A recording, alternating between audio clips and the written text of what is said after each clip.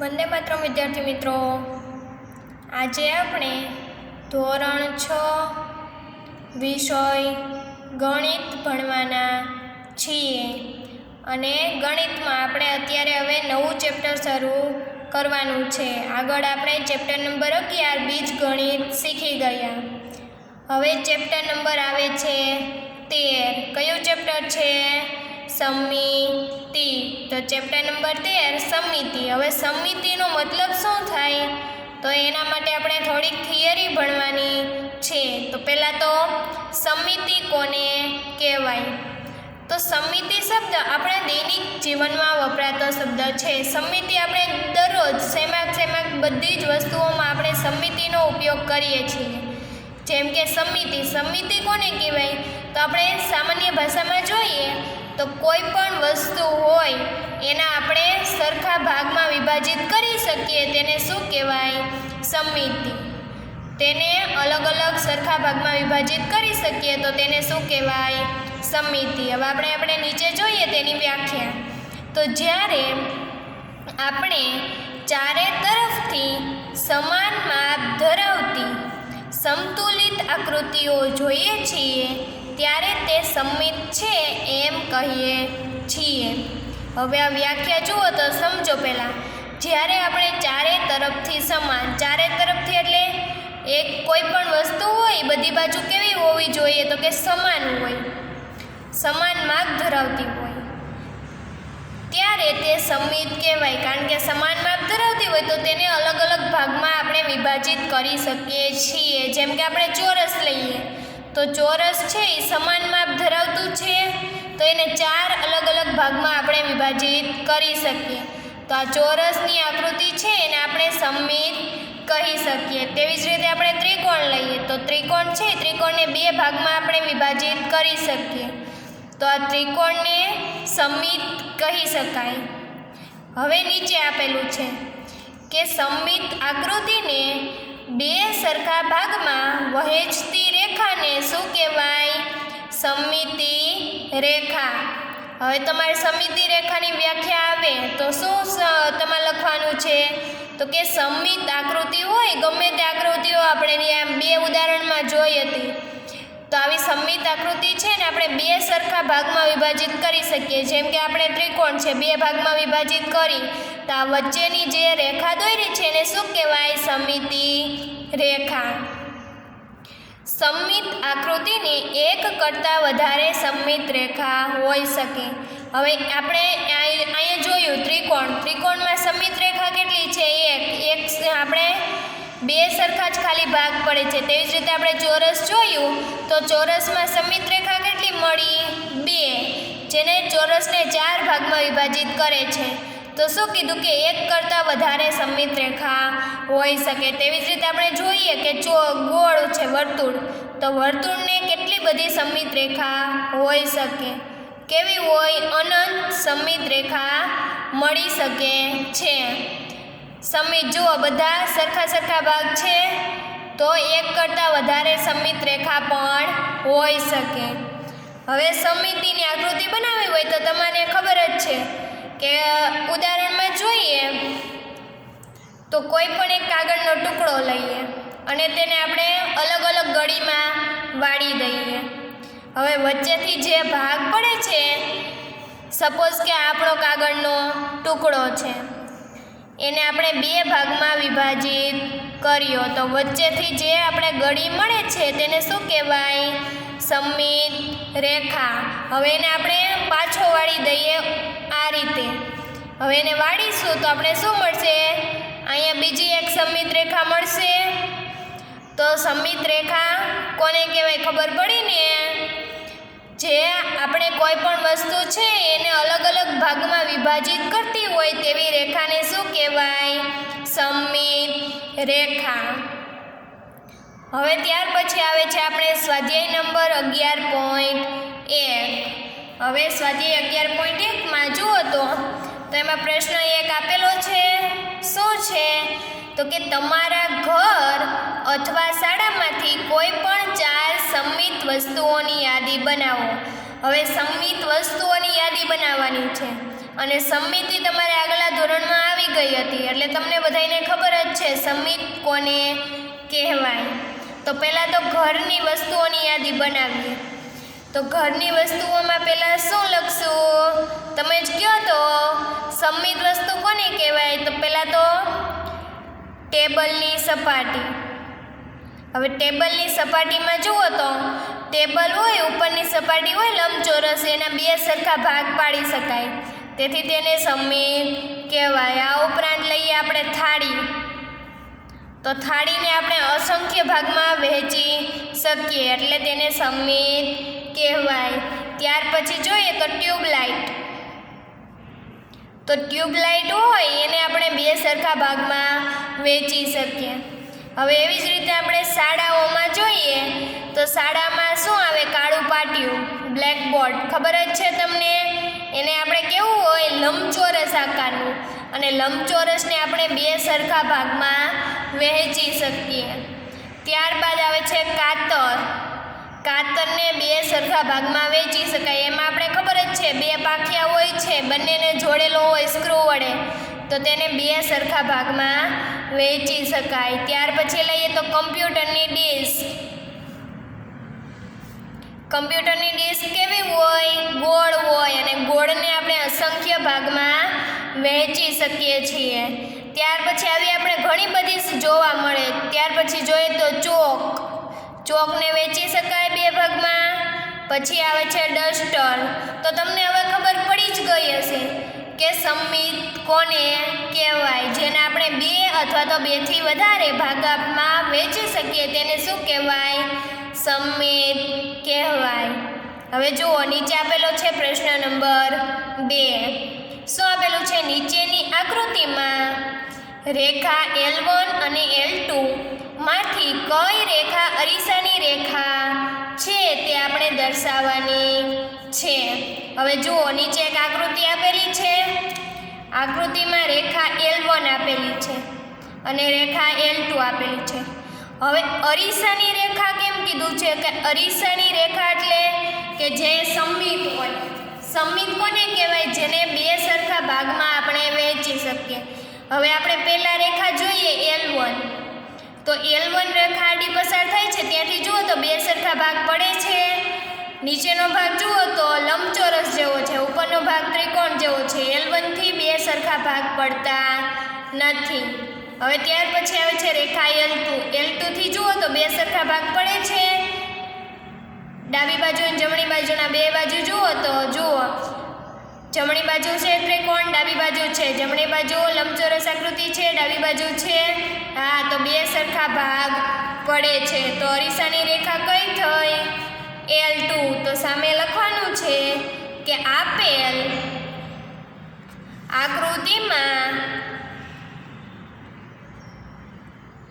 રેખા કઈ છે? L1 કે L2? L2.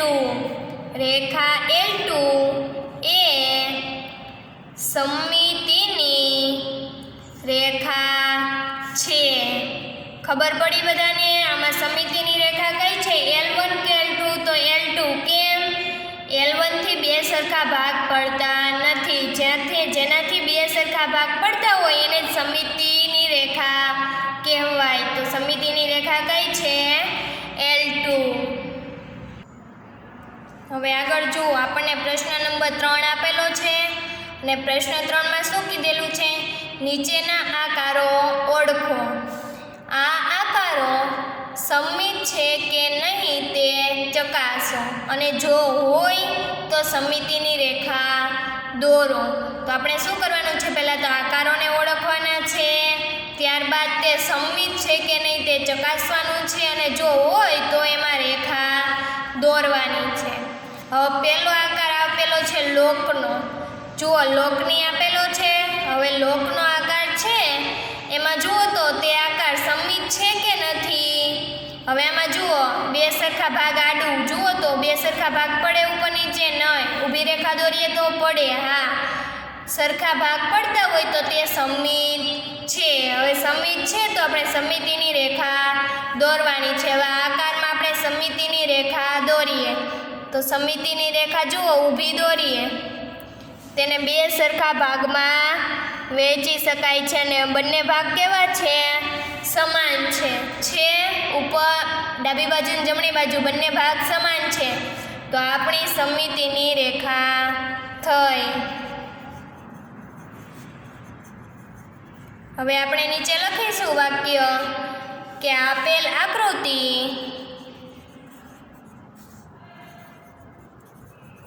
સમમિત. પહેલા શું કીધું હતું? સમમિત છે કે નહીં તે ચકાસો. તો સમમિત છે. હવે ચકાસાઈ ગયું પછી આપણે દર્શાવવાનું છે કે આમાં સમમિતિની રેખા દોરો. તો આપણે નીચે આકૃતિમાં સમમિતિની રેખા દોરી. હવે આકૃતિ નંબર બીજું લઈએ. તો બીજું જુઓ તો એક પ્યાલા જેવી આકૃતિ આપેલી છે આપણને. હવે પ્યાલા આકારની આકૃતિ છે. હવે પહેલાં તો એમાં ચેક કરવાનું છે કે સમમિત છે કે નથી. પહેલાં આડું ચેક કરો તો નથી થતું. ઊભું કરો તો બે સરખા ભાગમાં આપણે વહેંચી શકીએ છીએ. હા, બે સરખા ભાગમાં વહેંચી શકાય, તેથી તે સમમિત છે. તો આપણે આકૃતિ દોરીશું. બીજી આકૃતિમાં સમમિતિની રેખા દોરવાની છે. તો તૂટક આ રેખા દોરેલી છે એ શું છે? સમમિતિની રેખા. જે આપણે આકૃતિ છે ને બે સરખા ભાગમાં વહેંચે છે અથવા તો બે સરખા ભાગ પાડે છે. હવે આપણે પૂછ્યું તો આકાર ઓળખો અને સમમિત છે કે નહીં તે ચકાસો. તો આપણે નીચે લખીશું કે આપેલ આકૃતિ સમમિત છે. અને બીજું શું કીધું હતું? સમમિતિની રેખા દોરો. જે આપણે તૂટક રેખા દોરી એ શેની છે? સમમિતિની રેખા છે. હવે નીચે આપેલું છે આકૃતિ નંબર ત્રીજીમાં શું આપણે એક ચિત્ર દોરેલું છે. હવે ચિત્રમાં જુઓ તો તે આકૃતિ સમમિત છે કે નથી તે ચકાસવાનું છે. હવે જુઓ તેના ઊભા બે સરખા ભાગ પાડું તો આ બાજુ આટલો ભાગ ઘટે છે? ન થાય. હવે આડા સરખા ભાગ પાડું તો ઉપર વળાંક પાડો છે, નીચે ચોરસવાળો ભાગ છે તો ન થાય. ક્રોસમાં ભાગ પાડું તો પણ ન થાય. તો આકૃતિ જુઓ તો તમે જાતે કરી જુઓ તો કોઈ પણ ભાગમાં તમારે વહેંચી શકાય છે નહીં. તો આકૃતિ સમમિત નથી. તો આપણે નીચે વાક્ય લખીશું કે આપેલ આકૃતિ સમમિત નથી. ખબર પડી બધાને કે જે આ ઉપર આપેલી છે ને બે સરખા ભાગમાં આપણે વહેંચી શકતા નથી. બે સરખા ભાગમાં વહેંચી શકતા ન હોય તો તે સમમિત કહી શકાય નહીં. હવે ત્યાર પછી આપેલી છે ચોથી આકૃતિ ડી. જો ટેલિફોન જેવી તમને રચના દેખાય છે? હા. હવે ટેલિફોનમાં જુઓ તો પહેલાં તો આપણે સમમિત છે કે નહીં તે ચકાસવાનું છે. તો આપણે સમમિત એના સરખા ભાગ પાડી શકીએ તો તે સમમિત કહેવાય અને ન પાડી શકીએ તો તે સમમિત કહેવાય નહીં. જુઓ હવે આના બે સરખા ભાગ પડે આડે જુઓ તો ન પડે. આડો પાડો તો થાય છે બે સરખા ઉપર નીચે સરખું દેખાય છે? નહીં. ઊભા પાડો તો ઉપર નીચે બે સરખા આજુબાજુમાં ભાગ દેખાય છે? હા, બે સરખા ભાગ પડે છે, તેથી તે સમમિત કહેવાય. હવે આપણે સામે સમમિત આકૃતિની રેખા દોરીશું.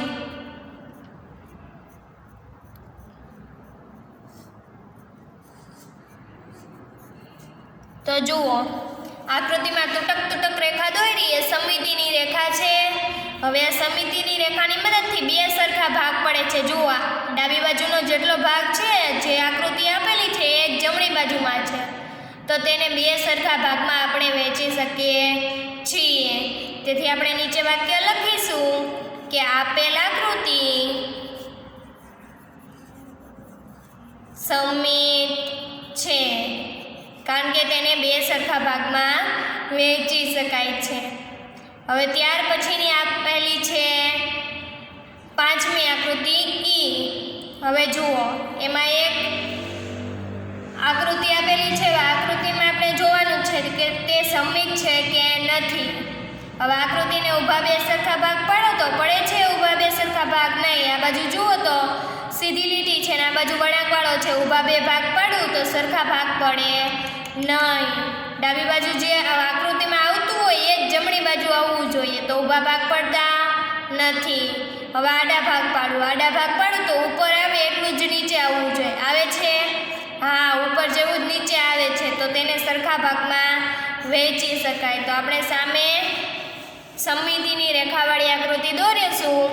જુઓ, તૂટક રેખા જે દોરું છું એની મદદથી શું થાય છે, આકૃતિને બે સરખા ભાગમાં વહેંચી શકાય છે. હવે જુઓ, ઉપર જેવો ભાગ આવ્યો છે એવો જ ભાગ નીચે તરફ દેખાય છે તમને? હા, જુઓ, આકૃતિ છે એમાં એના જેટલું જ ભાગ નીચે તરફ છે, એટલે આ આકૃતિ છે એ સમમિત છે. આપણે નીચે વાક્ય લખીશું કે આપેલ આકૃતિ સમમિત છે, કારણ કે તેને બે સરખા ભાગમાં આપણે વહેંચી શકીએ છીએ. હવે જુઓ, આપણે છઠ્ઠી આકૃતિ આપેલી છે એફ. હવે આ આકૃતિમાં આપણે શું કરવાનું છે, પહેલાં તો સમમિત છે કે નહીં તે ચકાસવાનું છે અને આકૃતિમાં સમમિતિની રેખા દોરવાની છે. તો જુઓ, પંચકોણની આકૃતિ આપેલી છે જેને 5 કોણ હોય છે, 5 ખૂણા હોય છે અને બાજુ હોય છે.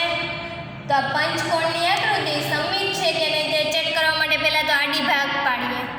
આડા ભાગ પાડીએ તો ઉપર નીચે સમમિત થાય છે નહીં. ઉપર ત્રિકોણાકાર આકૃતિ બને છે, નીચે જુઓ ચતુષ્કોણ જેવી આકૃતિ, આ સમમિત છે નહીં. હવે ઊભા બે ભાગ પાડું તો સમમિત થાય છે? હા, આજુબાજુમાં બંને આકૃતિ સમમિત થાય છે. તો આપણે સામેની બાજુ બીજી આકૃતિ દોરીશું અને તેમાં સમમિતિની રેખા દર્શાવીશું. હવે જુઓ, આકૃતિ દોરેલી છે, હવે તેમાં સમમિતિની રેખા દોરીએ.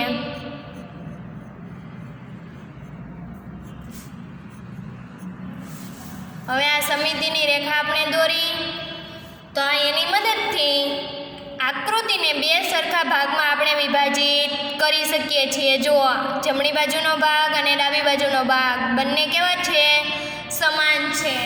તો આપણે નીચે વાક્ય લખીશું કે આપેલ આકૃતિ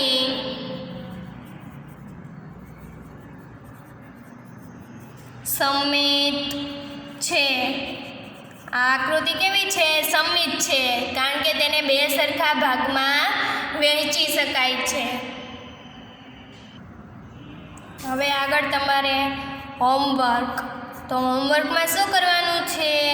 તો આગળ જે મેં થિયરી લખાવી હતી કઈ હતી? સમમિતિની વ્યાખ્યા અને સમમિત રેખા કોને કહેવાય તે. તો આ થિયરી છે એ તમારે રફ બુકમાં 2 વાર લખી અને મોઢે કરવાની છે. હોમવર્કમાં ખબર પડી ગઈ ને?